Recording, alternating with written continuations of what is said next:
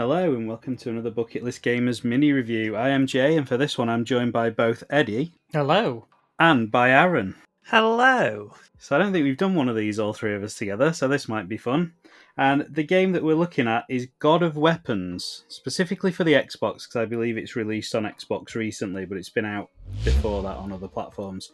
It is by Ultimate Games SA, published by, and it released on the 12th of June for Xbox, so it is very recent, the Xbox release.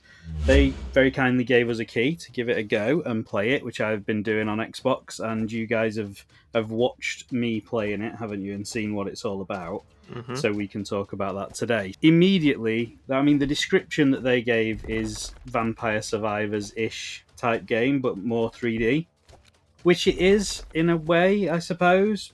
The first thing I noticed really was there's not as much synergy between things as there is in Vampire Survivors. Vampire Survivors is a very tight game, isn't it? So it's all designed to, you get 6 of these and 6 of these per run, and you need to pick the best ones to work together. Whereas this just seems to be, here's a load of weapons, pick the one you think is best. And they've also introduced a little bit of, there's a game called Backpack Hero. I don't know if you've heard of that.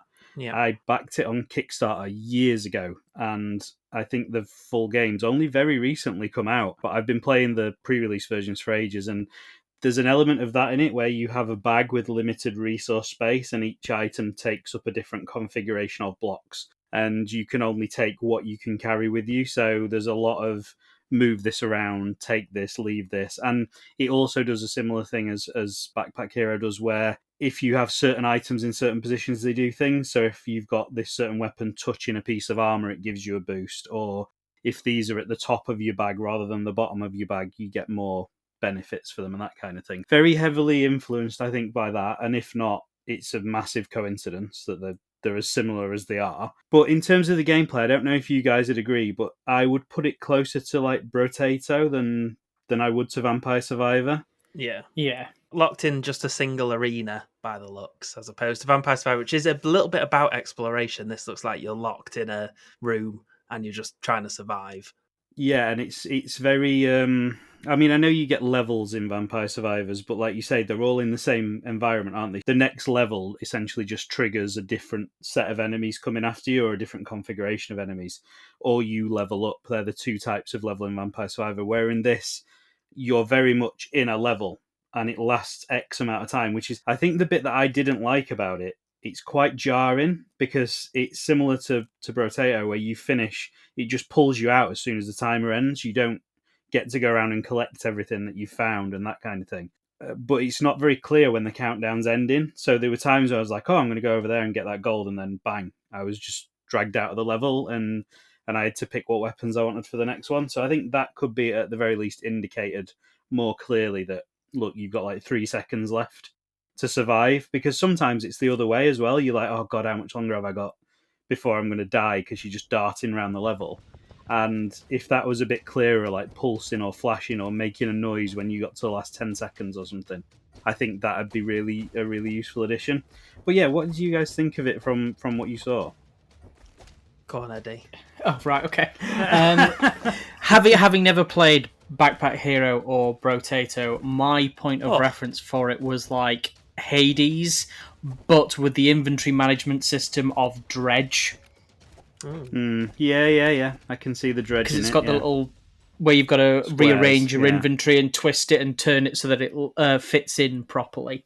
It looks very competently put together. The graphics are actually quite nice for something that's, it's like $6, £6 on Steam and about £7 on the Xbox store. You can't knock it for what it costs, really. No, it does. I think the first screen you load up into, especially where you pick your character and they're all just stood around like statues, I was pretty taken aback when that loaded up for the price point that it is. I was like, oh, this looks really good. And there's like a little room similar to Hades where you can go in and pick pretty much any weapon and battle a dummy and see how much damage it does and stuff. And yeah, I thought, oh, this is really good. And then when I actually got into the main game of it, I wouldn't say I was disappointed, but I just don't think the main game of it has as much sort of splendor as the bit before you start playing. I think they maybe need to do a little bit more to that, because I don't know as well if it was because of how I was capturing the footage, because, side note, I found out while I was playing this that Xboxes don't capture footage longer than a minute or 3 minutes without cutting off. So I had to use my capture card to get it. And I did notice that only one point in the game where you're coming up the spiral staircase to start the level, it sort of stuttered and jumped. And I don't know if that's the capture or whether that's how it is in the game. And if it is, that's the only bit that I thought this isn't looking as polished as the rest of it. But everything else, I mean, it handles really well. The control is very, very sharp. It's just, yeah, there's not a lot of variety to it for me in terms of the enemies and levels and stuff. You don't really pay, like Hades, you really pay attention to the enemies. Vampire Survivors, same thing. This, I didn't really care what was coming after me. I was just darting around and trying to avoid it or get close enough to things to hit them with the swords and stuff. So I think they could do a better job of that in the enemies progressing or something, rather than it almost feeling like it's random what gets thrown at you. But yeah, Aaron, did you have any thoughts when you watched it? Yeah, I liked the way they sort of ragdoll when they die. You get a little actual sprite afterwards. So you're just, there's sometimes where the floor's just littered with corpses. I quite like that. But as you say, it looks stylized enough to be different, but I don't think it's not winning any artistic awards. I think that's another point with all the ragdoll and the corpses and stuff. The processing level to do that alone must not be easy when you could just have them disappear. So I think there's some real effort gone into it, and I think it's been really successful on Steam, I think, which is why they've done the Xbox version, and it just makes it more accessible for people, doesn't it? And like you say, for £6-7, if you get 2 hours out of it, what, you've not lost much, have you? And it's probably been worth it. And I think there's a lot in it because there's different characters with different stats. There's loads of different weapons. I mean, because I was playing it to record, I wasn't paying that much attention to all the stuff that the weapons do. And I know I said at the start there doesn't feel like there's as much synergy as Vampire Survivors, but I think in the weapon base there are quite a lot of things that work together. I just didn't feel it was as immediately obvious as it is in Vampire Survivors. Like, you get two things that work together in Vampire Survivors and it makes a big deal of it, doesn't it? And it flashes it up on the screen and you get a different attack and everything. And I think if this did that, that'd be even cooler. But yeah, you gonna say something there, Eddie, about the... Yeah, it was just your point on the enemies, to be honest. It's got a bit of a Symphony of the Night syndrome about it. So when you play your way through Symphony of the Night, you start out, the first enemies are these massive werewolves that do fuck all damage to you, but then you get later into the game and there are these really little piddly enemies that you just think, oh, I can kill this in 2 hits and it won't do that much damage, but they just chew through your health bar, and it feels like there's a bit of a disconnect in terms of the enemies in the game and how you expect that they will fuck you up, basically. Yeah. And then you just sit there, hit them once, and they just fall over. And then the other enemies that you just think, this should be easy, they just mess you up. Yeah, I think it is as well. They do level quite well, I'll give them that, the enemies, because I was constantly having to keep changing the weapons and stuff that I got in my arsenal for better, more powerful ones, and then it was doing about the same damage. So the enemies were obviously getting tougher as I was getting tougher, but it never felt at any point. I mean, I did die, I think. The footage is playing behind us at the minute. You'll be able to tell more than I can remember.